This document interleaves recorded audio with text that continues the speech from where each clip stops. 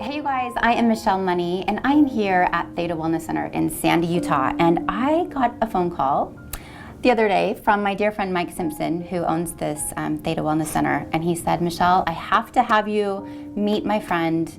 One of my clients just came through my program, and you have to hear his story. And I said, Mike, I will be there. And so here I am. Here we are. Meeting Chris right now. This is Chris Smyres. And he has bravely decided to sit down with me so I can pick his brain about his story and why he is here at Theta Wellness Center. So thank you. Yeah, thank you for having me. Thank you so much. The little bit of information I have about your story is enough to make me I'm so grateful that you found Mike. I'm so grateful you found Theta. Yeah, I say the exact same thing. Exactly. So, right. I myself have gone through his 28-day detox program, and it's been so powerful. So.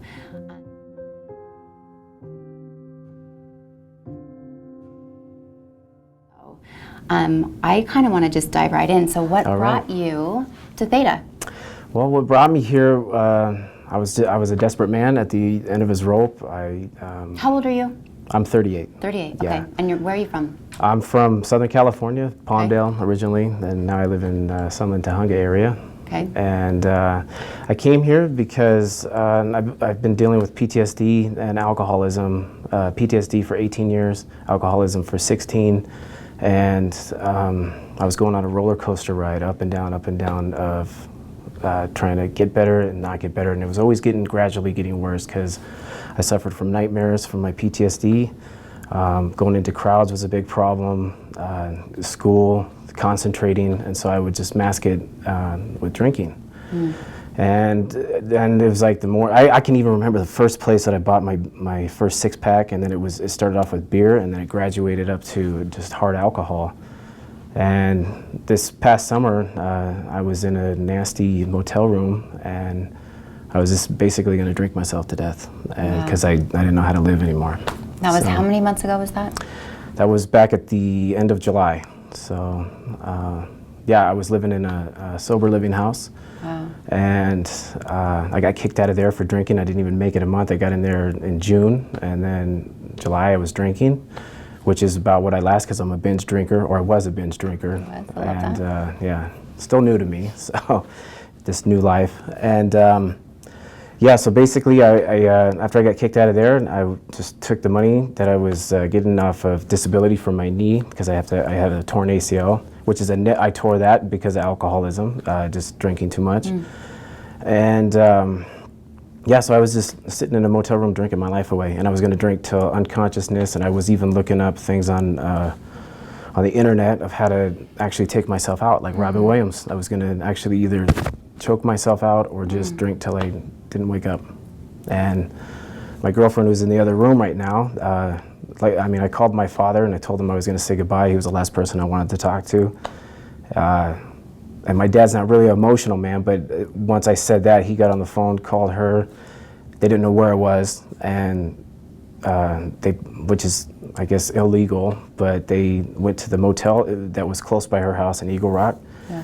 And she came in with paramedics, cops, and firefighters, and they busted down the door, and I was there. It woke me up out of a drunken stupor, and I still had a big bottle. The bottles were getting worse and bigger from that whole 2-week binge that I was on. And yeah, I just woke up and I didn't know. They were going to take me into a crazy house. I think they call it a 5150. And I was like at a .36 at that time, based off of us going to the hospital. They did my blood work, and .015 alcohol comes out through the breath and urine. So me and my dad were able to calculate what I was when I stopped drinking, which was 10 that night on July 28th of this year, 2017. And she dumped out my bottle, otherwise I would have drank more. And I talked the cops out of taking me in. I mean, they were, it snapped me into a sobriety moment to where I would just talk it out of there. I didn't want to go into a crazy house. And they left. I signed off everything and they left me alone. And it was like a flea bag motel, had bed bugs, everything. And she stayed with me all through the night until she had to go to work the next morning. And then that next morning, I called my father, said something was wrong. I kept throwing up and a little bit of blood was coming up, and he took me into the hospital in Glendale. Yeah, and that was, he stayed with me the whole time. They drew my blood, and I thought I had alcohol poisoning. I was thrown up in the hospital. I never went to the hospital for drinking, so it was gradually getting worse. And when I called Mike, I told him, I just basically told him what happened and why I contacted him and how we found out about him. My dad had a saved email from my uncle that actually went through the program, and we met last night to see how we can get this program running.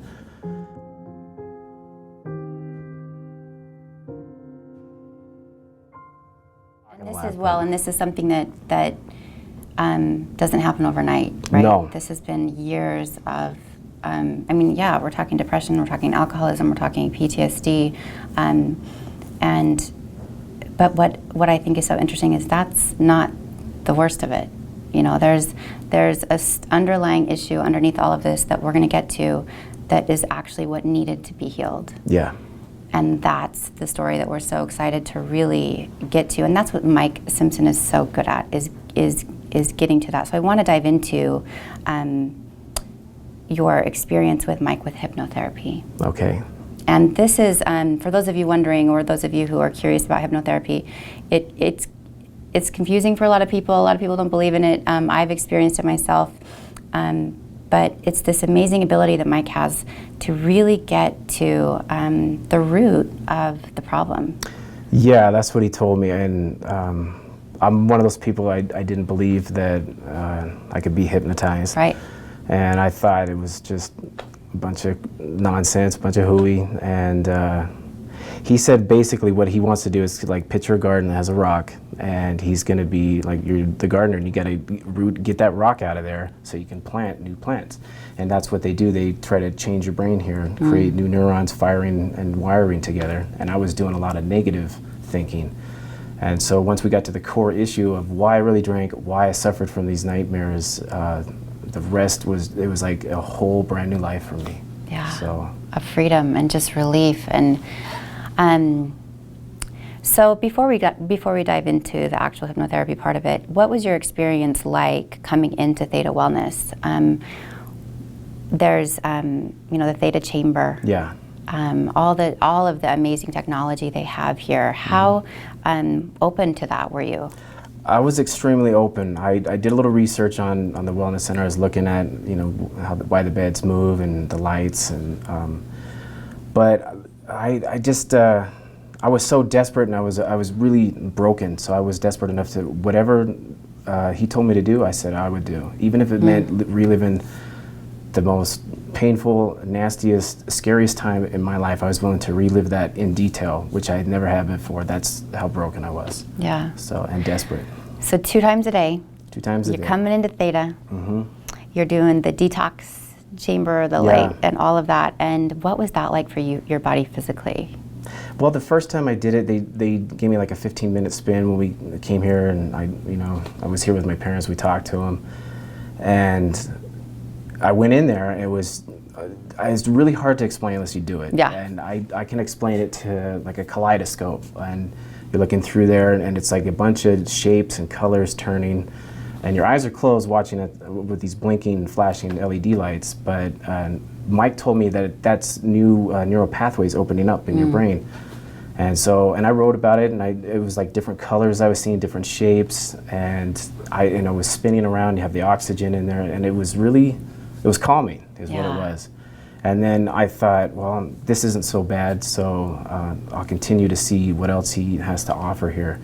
And I've told Mike repeatedly, the reason why this has been working with me is, yeah, the Theta chambers and the fancy beds he has here, they're all great, but the way that he combines them with the Theta chamber and the hypnosis, especially in getting to the root and the core of the problem, whatever issue it is that you want to work on. That's key, and that's why it's still continuing to work for me, and I'm just really elated about it. So. How many therapists have you been to before this? How many rehab clinics? Oh. How many things did you try before you got here?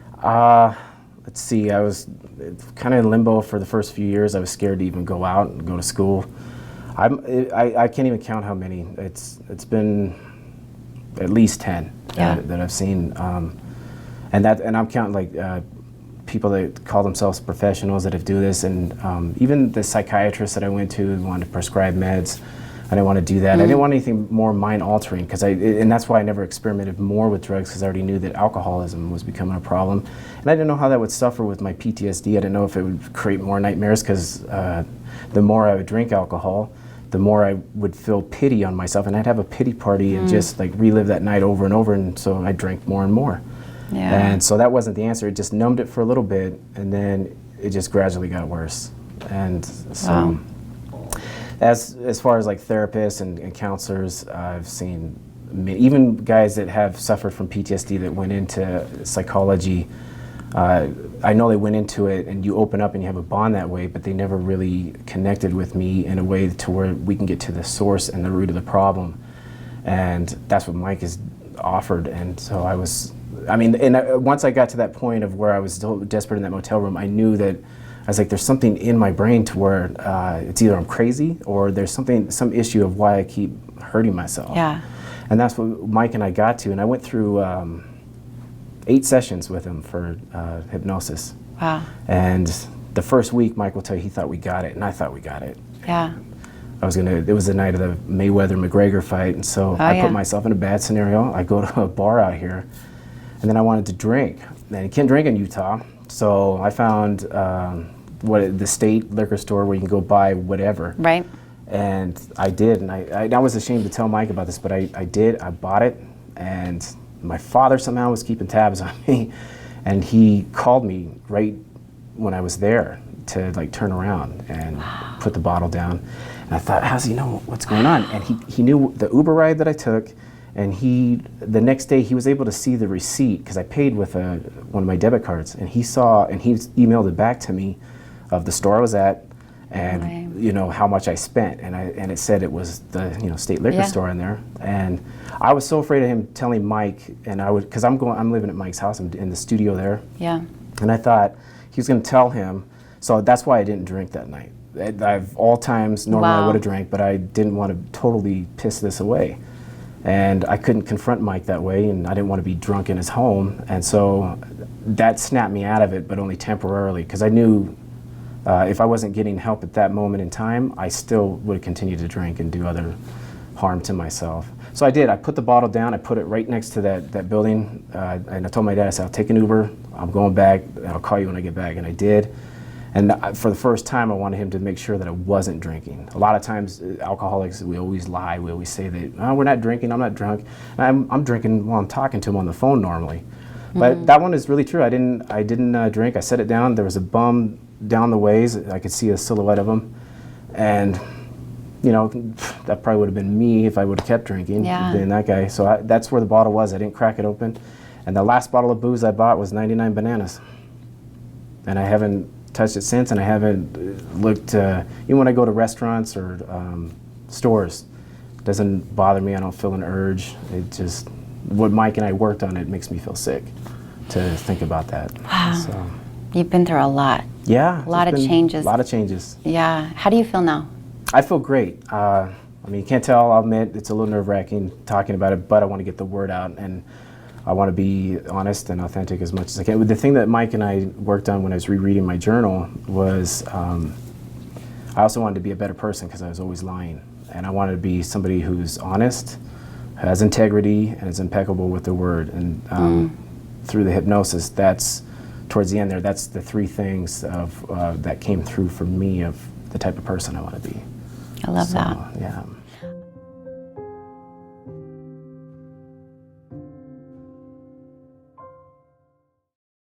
I'm wondering if you would be willing to share with us what that root cause of all of this has been. Okay.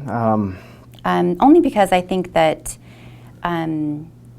a lot of times people have been through so many hard things in their life, and you think that you've dealt with it. Mm-hmm. You go through your life and you think that, yeah, I've dealt with that, I'm fine. Like, I'm not affected by that anymore. And you get used to carrying that weight with you. It becomes part of you, and it turns into part of who you are. And I don't know, Mike has such a gift of bringing awareness to the thorn that's just been living inside of you, and helping you pull that out. And if you're comfortable with it.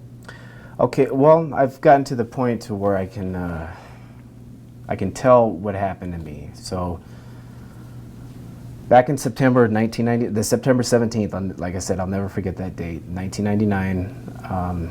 I'm working for a catering company, and I don't know the Hollywood area very well. And the catering company I was working for, they do like Hollywood movie premieres and all that kind of stuff, and so, or after parties. And so we're part of this catering company, and I go down, I don't know Hollywood well, and I get lost. And instead of going one way on a freeway, I go another. I keep going down, and this happened in Pacific Palisades of all places. And the car that I had at the time, the alternator was bad, so it broke down. And this is back in the time when they had Thomas guides. I didn't have a cell phone, so I'm looking through the Thomas guide, and I was under a little street lamp, and my car just shakes and vibrates and it dies out, and I'm sitting there, and I was like, oh my gosh, what's gonna happen? I don't know where I am, I don't know how I made it there. And it takes a little while, but these guys pull up in a truck behind me, and they ask, they jump out and they ask me if I need help, if they wanna, can we jump your car, do you need help? And I thought something was a little off the way they were talking to me, they seemed a little weird. But at that time, I didn't really know any better. I just wanted to get out of there. And so I was like, yeah, I need help. And I was already out of my car, and I go, oh yeah, let me pop my hood. So as soon as I turn around on these guys, I pop my hood, or to go and attempt to pop my hood, they hit me from the back of my skull there, and they just started beating me. And it was like, I'm gonna go down on the ground, kicking me, beating me. And they, I'm sitting there, I'm thinking, hey man, you guys can have my car, my money, whatever you want, my wallet. And they didn't want any of that, and they were laughing. And they pull this gun out and they tell me to get down in the side of a ravine. And I, hands up, and it's like everything is just changed from that moment on. So I go down, follow what they want. I'm down there, and they have a guy in the back of their car who's tape bound, and they bring him up, and he comes out, and I don't know that, I was starting to talk the story with my dad, and I think that they were there to do something to this person. I just happened to be there. And so they wanted us to play Russian roulette on each other. And so they held us at gunpoint, saying we had a 1 in 6 chance of living or no chance. And they had one guy off in the distance holding the gun to our head, and they put the gun in our hands. And every time they would take a bullet, put it in the chamber, spin it, hand it to us, and we would do it on each other. And then they made it do it on ourselves. And it got to a point where it was just like enough was enough. And I remember the first few times, I remember looking off in a distance and thinking like, hey, is this the last thing that I'm gonna see? And I remember I saw this leaf, and I remember just quivering there, and it was very surreal and in slow motion of what happened. And basically, in a nutshell, there's a lot of detail that I can go into, but these guys, we were doing this off and on for, I don't know, it seemed like forever, and they wanted me, the gun finally went off, and it hit this guy, and I don't know if it grazed him or not, but I saw him fall back, and I remember they were ringing in my ears. And by that time, I thought, hey, here's a chance for me to escape. And I just took off, and they grabbed my shirt, and they ripped my collar, and I still came back, and it was like they wanted me there to finish the job. And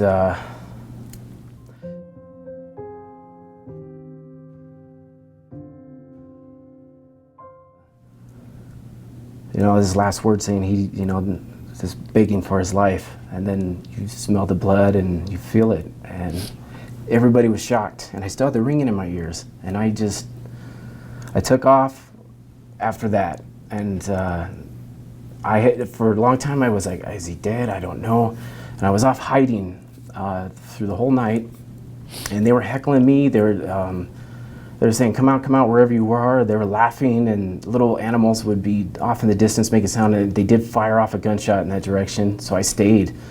under this little area of a tree, under this little burrow, and I just like hunkered down. It was cold, and I just I didn't hear their voices after a while, and and I could see my car off in the distance. I could see these houses, but it was really dark, and it got to the point where I just was like, okay, I don't hear them. I don't know if they picked that guy up or what. And I saw my car, and I was like, I'm cold. I just want to go home. And I didn't care, and I made up in my mind I was going to go for it. And I ran to my car, and they didn't take my stuff. I still had my keys, and I remember running and just brush everywhere, scraping my face, scraping my body, my shirt. My dad still has the shirt to this day. He kept it. Luckily, was able to use it in a court case that actually benefited me. And I haven't seen it since that night, but he has it, and he won't let me see it. I've asked him. But I got in my car, and it started up. I just remember blasting the heater. It was so warm, felt good, but I was still scared. I didn't know where those guys were. I thought they were just gonna kind of like tease that I could get away, but not really sure. And I got out of there. And I remember driving home, I was like, did that just really happen? Did that really happen? And I must have pulled over multiple times just to throw up. And it got to the point where when I was pulling over, it was just like stomach acids after that. And I just dry heaving, and it was really bad. And I thought they were still behind me, and I'm driving from Pacific Palisades, what I find out later, all the way back to Palmdale. And I still lived with my parents at that time, and I give my dad a full frontal hug. I woke him up. Oh yeah, that was another thing. I had a friend at 2, 3 a.m. checking the mail, and he was just a couple doors down, and I remember him checking the mail, and he's kind of teasing me, and then he could see something was wrong with me. And he's one of those guys that doesn't really show affection, and he felt pity on me, and so he goes, yeah, whatever you need, just go in there. So I go in there, and I talk to my dad, and I wake him up, and I break down, and I just like collapse in his arms and told him what happened. And he stayed up with me the whole night. And I just remember I couldn't sleep. I remember watching like Saturday Night Live, some old rerun of Saturday Night Live, and they had a gun skit. And I remember him turning to me saying, hey, it's not that funny now, is it? And for me, I could never shake the blood, the sounds, just the smell of the gun going off. There's a dewy, wet plant brush smell that really bothered me.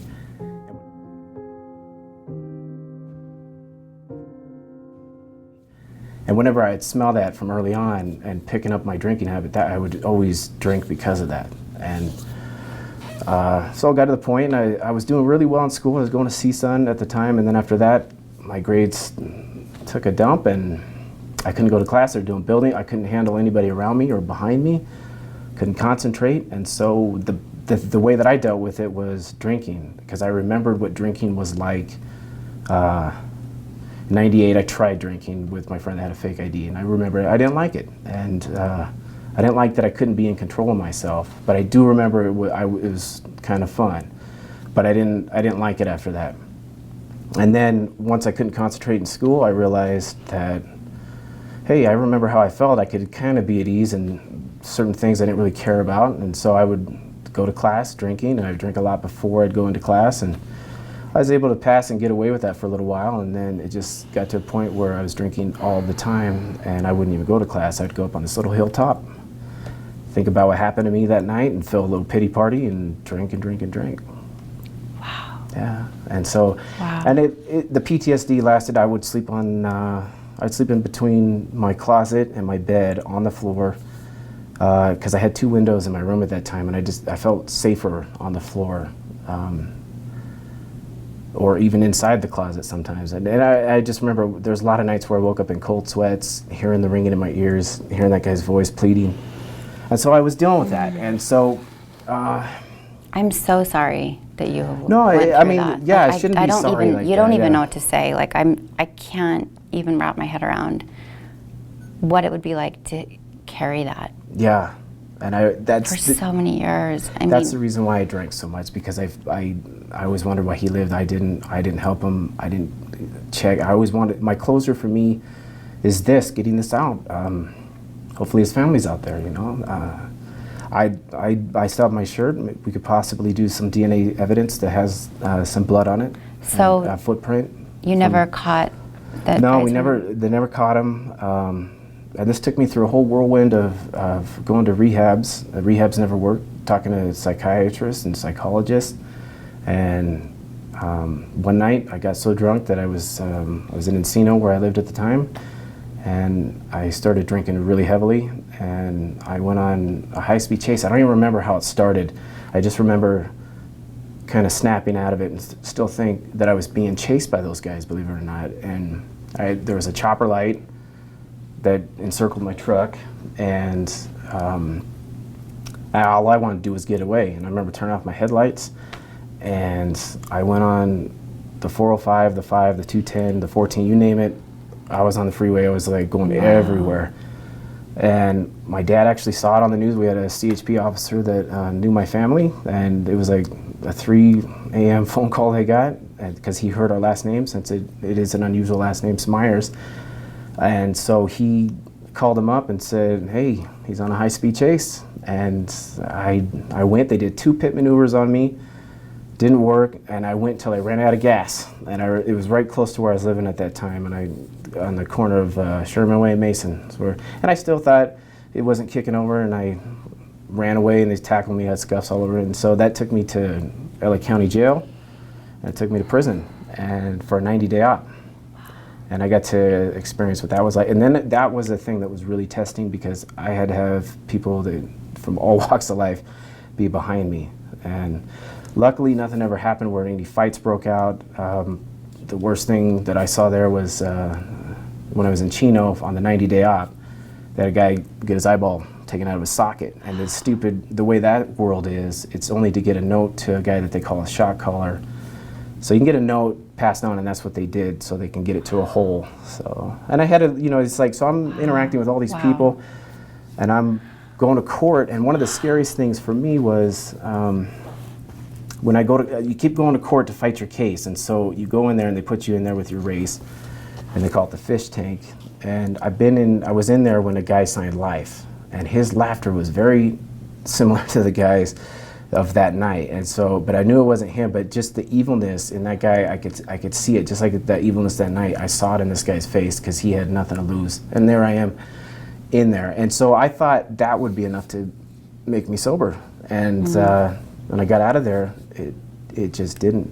It made me want to go back to school, and I did well for a little while, and then it started kicking in again. And then I was off on my own. I was up at Fresno going to school, and the drinking just got way out of hand again. I was doing fine, and then the drinking would start again. My PTSD would start again, and eventually it got to the point where, they have to put you on probation, and then they got to kick you out. And so it's like, and then I go into rehabs, and I thought, at this point now, I only have 1 year to finish. I still haven't finished it, and I want to finish it, and I want to show them this is the reason why. And the thing for me is, it's more of an accomplishment to actually finish what I studied, which is kinesiology. So I want to finish that out.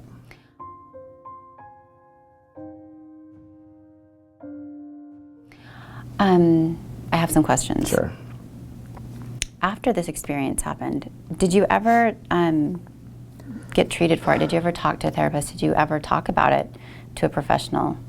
I talked recently, before I saw Mike, I talked to a psychiatrist that was a Vietnam vet, and we shared our experiences. And the thing that made me want to go to him was on his caption on his website said, "Believe me, I get it."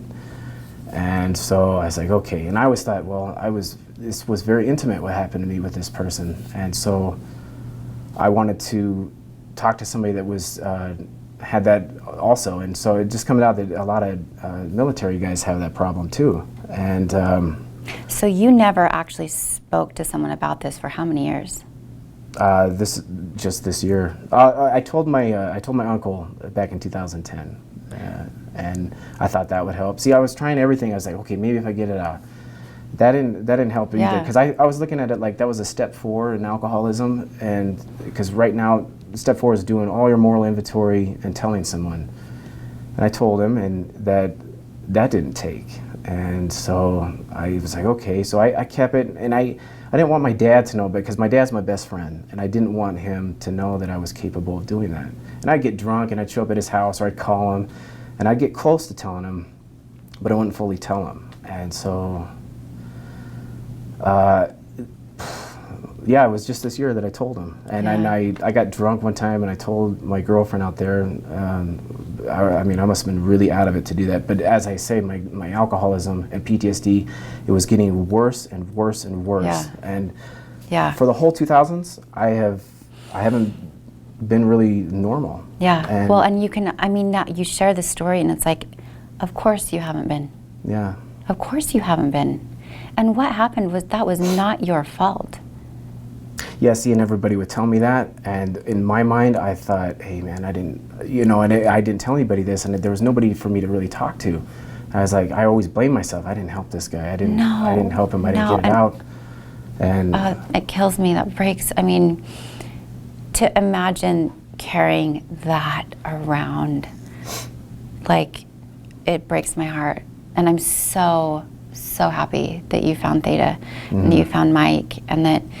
Because this is just the beginning of, I think, a lot more healing, Yeah, and that's why, like I said, I've never told anybody, that's why I'm willing to get the word out. I'll tell everybody this, and even, I wasn't sure if I was going to tell you the very ending part.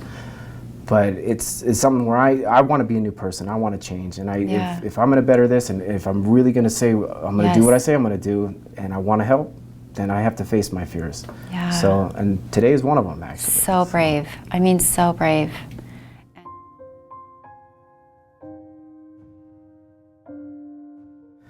I didn't even tell you this, but I have actually gone back to that spot and where we thought it was, because he went back there the next day right after. He was pissed. He wanted to take it to the police, and so we filed a police report the very next day. And like I said, he was taking pictures. I just felt, and I was just very shaken up. I didn't know how to react. And then he goes, I've been shot at.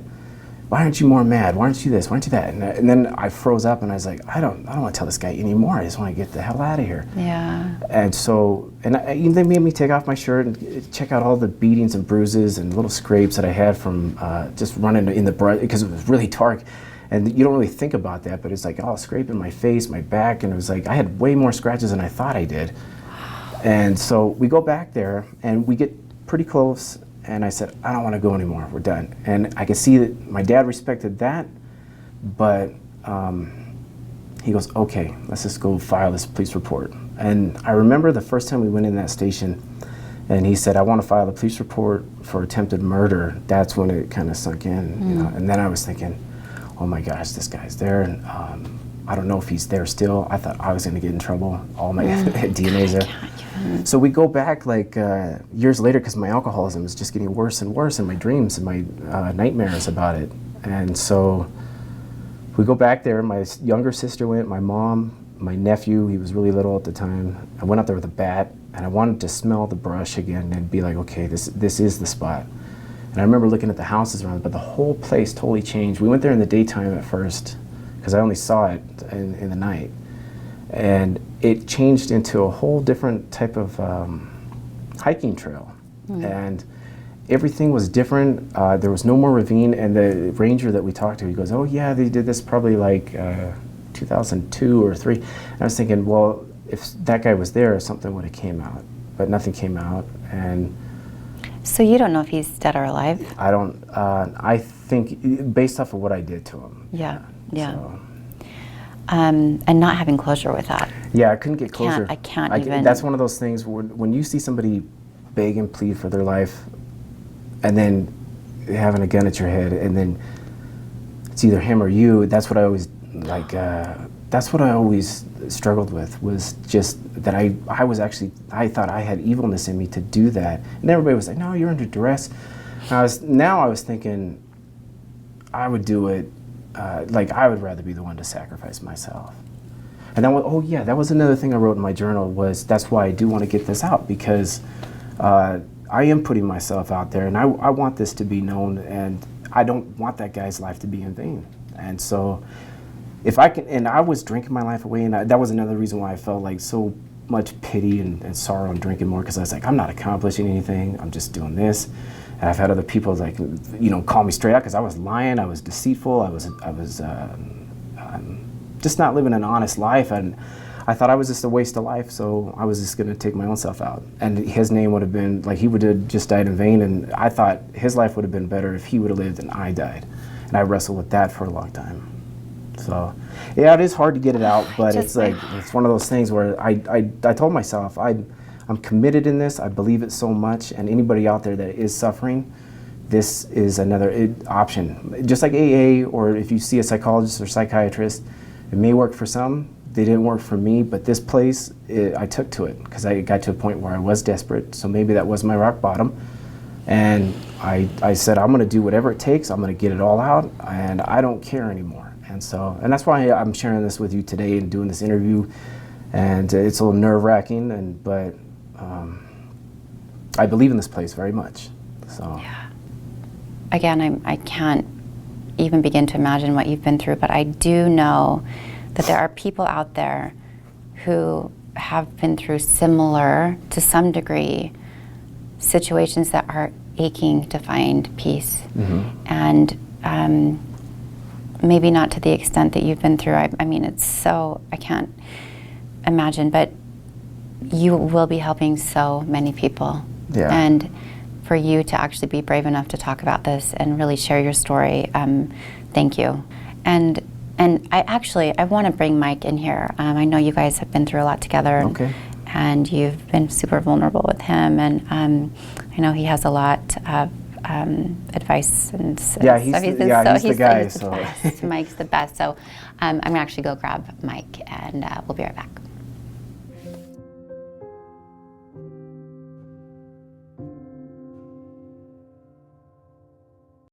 The thing that really works for me is forgiving what happened. And with Mike here, I was able to, I always felt like I had no purpose. And with this, I felt like I have purpose now. And that's what's keeping me going, motivated. So that's Good. Basically, yeah. Chris, thank you. Thank you. This is so important. All right, you guys. We are back here with the one and only Mike Simpson, who has been such an integral part of Chris's transformation, his evolution in this process of healing. What has this experience with Chris been like for you on your end? How has it been for you? Amazing. Yeah. You know, we're here because we believe in doing it, that we can do anything. And his story is a classic example of finding hope when you think that there's no hope. Yeah. So it's extremely fulfilling. And I was really excited when Chris felt like he wanted to share his story to let the world know. And I know that you have that same voice, that you want to share with the world so that they know that they can find a point to relate with. But do you think that hypnosis is the sole tool that got to the depth of this, or do you think there is like a really big part of the whole program that helps with it all? I mean, I'm curious to know your thoughts on that. Could you have done it without the 28-day detox? I don't think so. Yeah. I believe the whole program Yeah. is necessary. It was a comprehensive rebuild from his self-concept from the ground up. And when we started to get into NLP and to deep hypnosis, you know, we're starting to dig into his core belief systems. And those belief systems needed to be pulled out. They needed to be revised. And so he was a victim to what they were doing to him. And he needed to reinvent himself. Would you agree with that? Yes, I did have to reinvent myself because,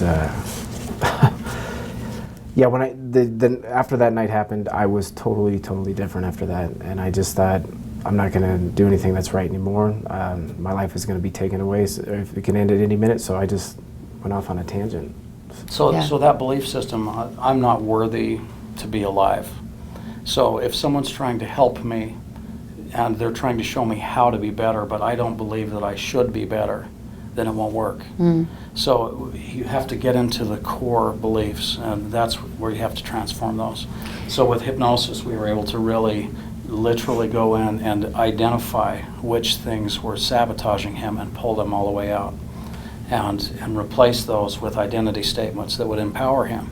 And he was able to discover through this process, it was his discovery that he actually has a voice. and that happened for a reason, and now he has a voice, and so it's actually created a mission for him. And now look at the story. You know, if this happened to me and I've changed, then look at what can happen for you.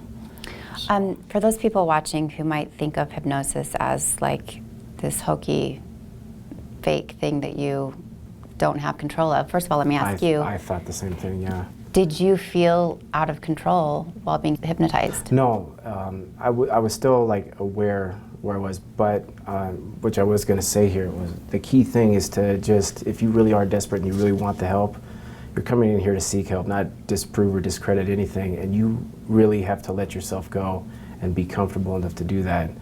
And I was just at that point where I was desperate enough to do whatever it took, and so that's why I opened up to Mike. What I shared with you, that was the first thing I told him when I got here, and it's just because I was done with the roller coaster ride. Yeah. And so and so I just let myself go in those sessions, and yeah, my subconscious mind took me to amazing places actually. Yeah. So and we got to write about it. You know, one really remarkable point in his healing was the final hypnosis session we had. That's the time I took him back to the point of that event. And he went like this, "Oh, I'm not alone." So when he went back to that point, it had been transformed in his mind, and he had all of these elements of his own spiritual identity there helping him and protecting him. And so he was able to go back, and rather than have this nightmare waiting for him, it had already been transformed for him. And so he had permission to be someone new. He has a voice, he has a mission, and his life is changed. It's not, we haven't overcompensated for something, we've actually rebuilt him, and that's what's possible. And so this may seem unorthodox, but it's becoming more mainstream because you cannot argue with these results. And we're getting these things all of the time. And this is a very compelling story where he was unable to find any answers anywhere else. And so that's sort of the goal of this interview is to really raise the awareness. We have the science to actually change what's really going wrong, not just to try to smooth it over or tranquilize away some kind of a symptom. Has the healing just begun? Or is there more to this? I mean, after you go through hypnosis and experience all of this, now what, Mike? I mean, what is going to really help solidify these new core beliefs? Well, he's acting on them right now. Yeah. Like he told me the other day, and maybe you ought to say it. You know, the nightmares are gone. They're gone, and I looked at it like, because AA didn't work for me, and it's just the way that it works for some. I'm not going to knock it, but with this mind machine, I mean, we do it. It's become like a ritual. You do it nightly and then sometimes twice a day. And if you do miss, we were just talking about this recently, if you do miss, you do notice the change in the way you react throughout the day. And it is very noticeable. And so this is like with what Mike has done specifically for the casino machine, it's his own thing that he's put together. And I love the little surround sound. I told him it reminds me of Superman and the Fortress. Are you talking about with the light? The home unit. Yeah, the home unit. So it's such a cool device. This light sound machine that's designed to repattern the brain. So that's some of the technology Yeah. that we have, a mobile version of it that you take home with you after you finish a program, and so that's what he's talking about. Yeah, and I love that, it. That kind of guarantees his aftercare. Right. You know, so it's a tool that he can turn to anytime he feels a little low, and it's just a nice way to stay tuned up. Well, the thing that I really do like is it goes into the subconscious, and it does keep saying that because I have value. Yeah. And now, where before I really didn't believe that I did at all because of what I did. And now it's like, hey, there is something that it can be done. I do have value. I can help others, and I shouldn't be afraid to express what happened to me. I'm so happy to even hear those words come out of your mouth. Yeah. Because you do have so much value. He's amazing. He's Amazing. Yeah, so we're friends for life. You know, Yeah, I and, can't imagine. No, there's just kind of a camaraderie and a mission coming together Yeah. that, you know, we're just excited to help people change Yeah. their lives, and it's really working, you know, Yeah. so we just wanted to get the word out. It is true too. I mean, he does. Honestly, he'll text me just to see how I'm doing, and that's about once a week. Yeah. So even when he's in Bali, he still gets a hold of me. It's I know, amazing. he's the best. Thank you, Yes, Chris. thank I can't thank you enough for sharing your story, and your future looks so bright. I mean, Thank you. what is we'll have to do a follow-up with like what is going to glad I was happen able with to your get that. life Yeah, this now. is Like 3 months later, so I finished in like I said, the same day, September 17th there. So yeah, so I came back, and with the program that I did, I can come up to a year and still tone up a little bit, tune it up a little. So I love it's nice. it. I love it. And Mike, what would you tell people who are watching who might be interested in coming in and trying it out? You know, we offer free open houses, usually twice a week, Saturday morning at 11, Wednesday night at 6 p.m. I would recommend you come in and sit through a class and come listen to a full explanation of why what we do works. You know, because it's hard to really cram all of that in, but there really is brain science behind what we're doing. There's technology that we're using that repatterns the brain. And then what I've done with him is on the emotional and the psychological side to really realign the way he thinks to get rid of that stinking thinking. Yeah. So the whole system together, it works so perfectly that we're addressing it from every possible angle.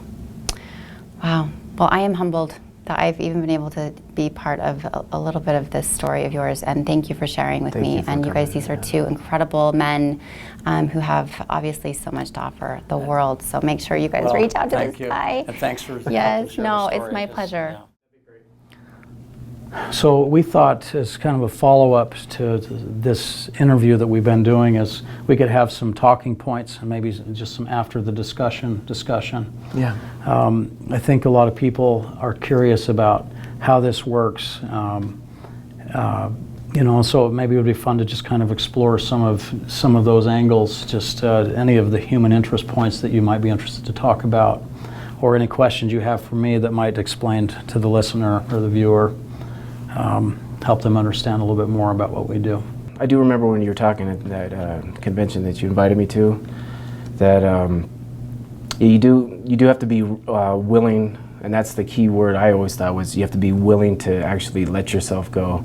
Because if you're going to come in here with a lot of doubt and you're coming in just to like discredit you, I mean, yeah, obviously it won't work. And yeah. For me, I really was. I mean, just based off of what I just told here, is I was desperate, and I had nowhere else to go. Really, it was really one way or the other. It's kind of like our session that we did with the Smyres. Remember, you told me the fork in the road, and I always saw that destruction, and then I saw the good path. And what happened was you had it to where the good path was kind of mirroring over the other one. It was just like eclipsing it, and then the Smyres, and I was in between it, and they shattered. And then I could finally see that I was on that straight and narrow path, and that's when I was walking through, and I had, like, you know, the better version of me. The clay molding was still, he was getting stronger, and more of like the human muscular anatomy. And it was like we were all in the universe, man, we're all developing into one. I even had my subconscious, the gorilla, the one that, he always thought that he was doing well by me when I was suffering from the PTSD, just give me the alcohol, and he thought that was right. And then we flipped that around to where, hey, now he knows it's wrong. You put me in that bar scenario, and he just jumps out and, you know, just roars at me, and I could feel like the breath, everything in the hypnosis sessions. Yeah. And I told you I named him I Am. So, but yeah, I just took it and I ran with it, and I do think of that a lot when I'm even doing my own Theta at night and doing a little hypnosis, and I love everything about this place. I mean, I can't express it enough. Yeah. I'm very grateful to be here, and I'm just grateful that I was able to get this out, and I'm actually surprised. I'm actually surprised I was able to tell her the stuff that I never told anybody but a handful of people. Wow. So, well, there's a lot of courage behind that. And I remember a big theme that pulled through this as we were working together, because in my discernment, I was hearing some very important direction as I was kind of working with you. So kind of tying into this spiritual concept. Mm-hmm. I'm hearing this, you know, the universe man, this man whose life, you know, was taken from this crazy situation that these guys arranged. Yeah. And somehow he didn't want his life to be the reason for yours to end. You know, like he wanted to give you purpose. He wanted to join with you in purpose and say, hey, you know what, together we've got something to say. Yeah. And from both sides. You know, and you think about our world and all of the crazy circumstances that we find ourselves in, and this is as crazy as they get. You Yeah. know, this is so off the beaten path. It's like, how would anyone plan or anticipate for anything like that? To just show up at the wrong place at the wrong time and have the course of your life just dramatically changed. Right. And yet, I just felt that he was really an integral part of you coming to this place where you are right now, because it's his voice too. Yeah, I agree. And it is weird. I have family and friends that know me for all this time, and for me to say it's like, now just like that you're done. It's like flip it over on a dime. It's yes, I am, because my mind is thinking differently. Yeah. And even with Julie, when she came in here, we were talking about how she asked me if I see myself from that past from a different set of eyes, and I see it through a different set of eyes.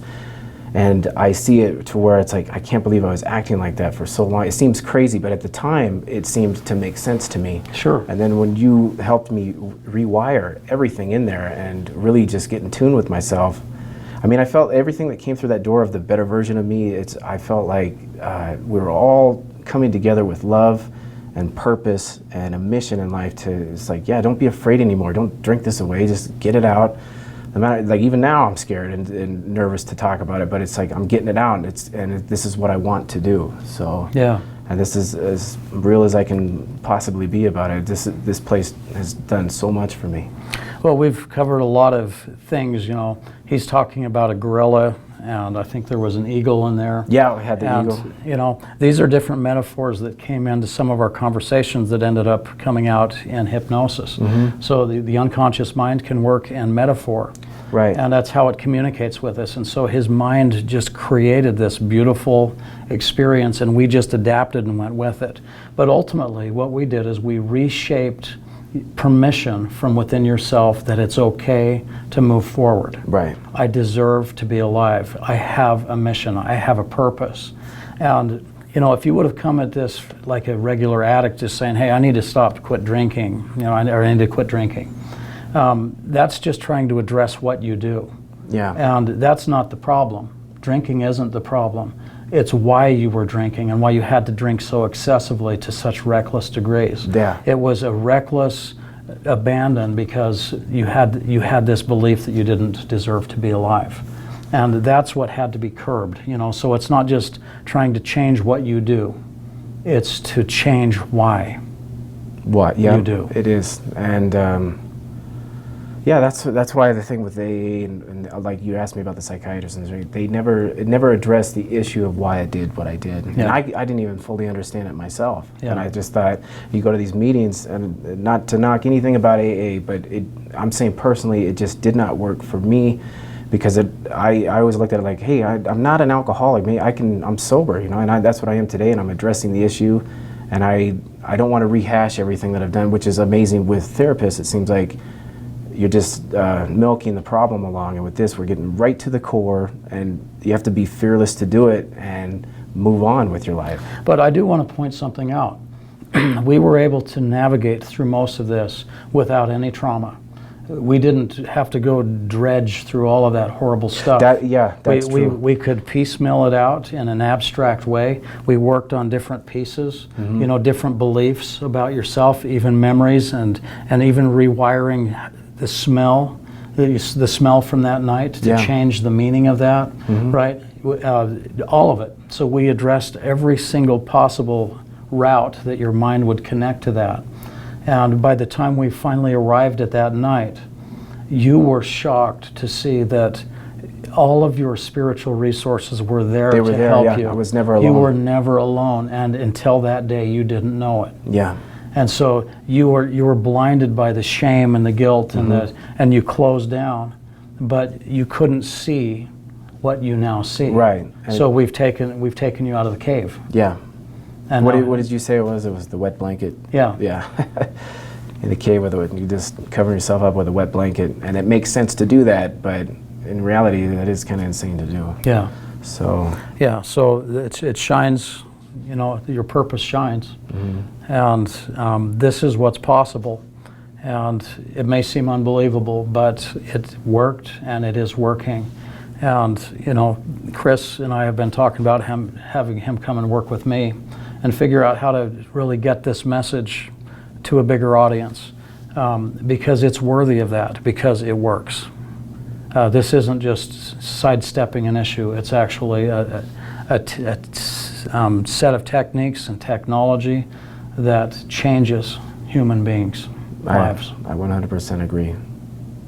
Yeah, I mean, I love this place. I mean, that's all I can say about it, because it was from all that suffering that I've ever done. It's like, I think I'm right where I'm supposed to be, right here, right now, and deal with all that suffering, because I mean, that all had to happen so I actually know what I'm talking about. I mean, I know the depths of hell of that, of what it's like with PTSD and alcoholism, addiction. It's horrible. And more importantly, you know that you can ascend above the depths of hell, which is what you have now done. Right. You have power over that because you've been down through it.